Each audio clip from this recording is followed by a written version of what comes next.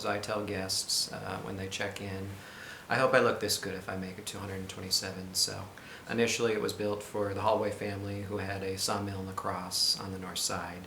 Quite a big operation, and the fruits of all that labor led to the construction and the development of this house in the early 1890s. And as La Crosse was kind of developing towards the bluff, they partook in it, had the funds to do this, and it was kind of in vogue to start building kind of these Gilded Age mansions, and they did, and they built quite a Gilded Age mansion. So this house, I would say, we kind of describe it as really being from that era, with the interior, the exterior stone, and just the fact that it's all intact inside, has all the original woodwork, hardwood floors, stained glass windows. Nothing was ever removed these 127 years.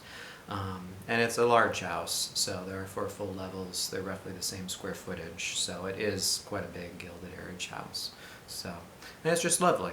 It really is. There's been a collection of families that have lived here through the years, and they've all had that sense of sort of preserving it and keeping the house going, all in the right direction, in the name of just love of history, love of this house, love of the community. History says Mr. Holloway unfortunately passed away before the house was completely finished, so he never got to move in. His wife Jessie finished the house. Apparently, rumor is she's the one that wanted the stone. Take it what you will with that, but she finished the house, had the 5 children that she had with Mr. Holloway. They moved in 1892, and she raised the kids. That was her primary function at that point. His business had gone to a son that he had from his first marriage, so she had no dealings with that anymore. So it was just concentrated on raising the family and just enjoying the house, having functions with other society ladies, so forth. After that, she sold the house to the Diocese of La Crosse in 1920, and apparently at that point they needed a new home for the bishop, so they were going to use this as a residence. So Bishop moved in 1921. That pretty much continued through the 50s or so. And then at that point there was nuns that moved into the house. Sort of became a convent, if you want to call it that. And nuns lived here through the early 70s. And they enjoyed the house. We had those nuns over in June of 2017. And some of them lived here at that point. And they're about 80 now, but at that point they were 18, 19, 20. So this was quite a house for them to move in at that point, coming from all over, sometimes small farming communities, and to move into a house like this and sort of begin the next journey in their life. A lot of them were going off to different places in Africa for mission trips. And that continued for about 20 years, like I said, through the 70s, and at that point the diocese sold off this house and it just went back to single family. And there's been a collection, probably 5 families since the 70s that have lived here. One of them was here for about 30 years, and then about 12 years ago there was a family that came in and bought the house and did a big renovation project. And they pretty much replaced the walls and did plumbing and electrical and ceiling work, and cleaned up the woodwork a little bit too, and just kind of modernized the house. New bathrooms, brand new kitchen, so forth. So.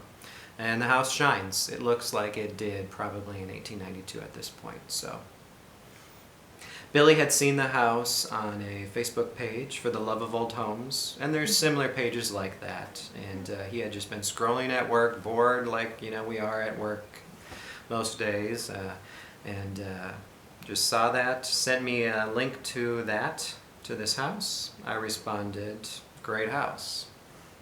La Crosse, okay. We're in Houston, Texas. It was sort of one of those little bugs that got into his mind and never let go. And he kept talking about it. And I'm one of those people that sort of has to see it to believe it. And I just couldn't believe, yes, the house looks great. Yeah, photographs well. Is that true? Is it going to be like a spooky mansion or whatever when we get there? And I actually have family in Minneapolis, so we were going to go up there and visit them in June, and this was a couple months after he had seen the house. So I said, well, just contact the real estate agent. Let's just go do it. Get it done with. You're going to see it, and then all of a sudden you're going to forget about it. It's not going to be what you think. Well, pulled into La Crosse. Our eyes started opening up because we had no idea what to expect.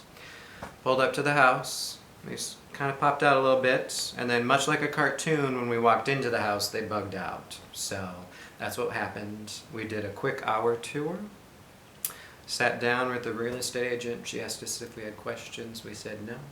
We'll reach you in a week. And at that point, we got the ball rolling. And about 8 months later, we were in the house.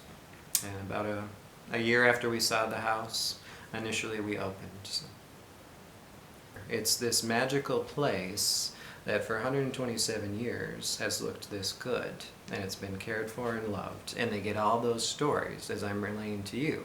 We know pretty much the whole history of the house. We have historic photographs of the Holloway family. We see what it was decorated with. We have stories from all the previous families, the nuns, the other families that were here. That's also what they're getting when they stay with us. And a lot of guests just love that. You know, they want that. They want to go to these places where it's not sterile, there's nothing behind it. It's just personal, you know, that checks them in. Here they're getting our personality, the homeowners, who are very welcoming, outgoing. You know, we want to talk about these things. We want to show off the house, the community, so forth. So in a sense, I think another amenity is sort of a concierge service. You know, they're getting us, our knowledge of the house, the community, so forth, that can kind of tailor their stay.